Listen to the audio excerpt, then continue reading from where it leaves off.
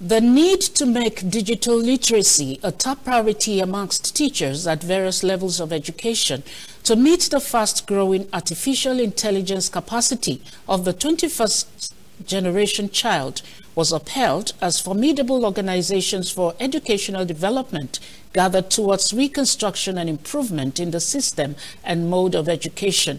A special advisor on education in Ogun State, Ronke Shoyombo, made while speaking at the African Educational Conference in Lagos, sought for an avenue where the alpha generation will flourish and thrive through functional education, especially in the early years. She stated that it's essential for the government, parents, teachers, and children to work together through critical thinking, creativity, collaboration, and communication to ensure an enabling environment for primary school children to move on to secondary school and tertiary education.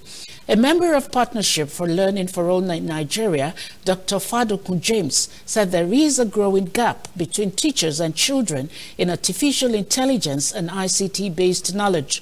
Dr. Fadokun emphasized the need for digital literacy and 21st generation skills to be embedded in the teaching curriculum to ensure outstanding capacity of teachers at all levels of education, and for the curriculum to be tuned to meet up with the challenges of the 21st century.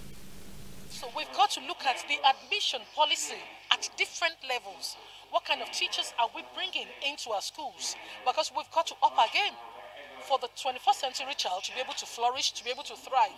Because there's no doubt about it that we have a lot of top schools where children are getting good education, but for the low-income schools, they need the support also for these teachers to actually be well equipped for the masses, for the education of the masses for today. We need to ensure that the migration happens every year, people going to US, going to UK to look for better education. Why can't we offer it here?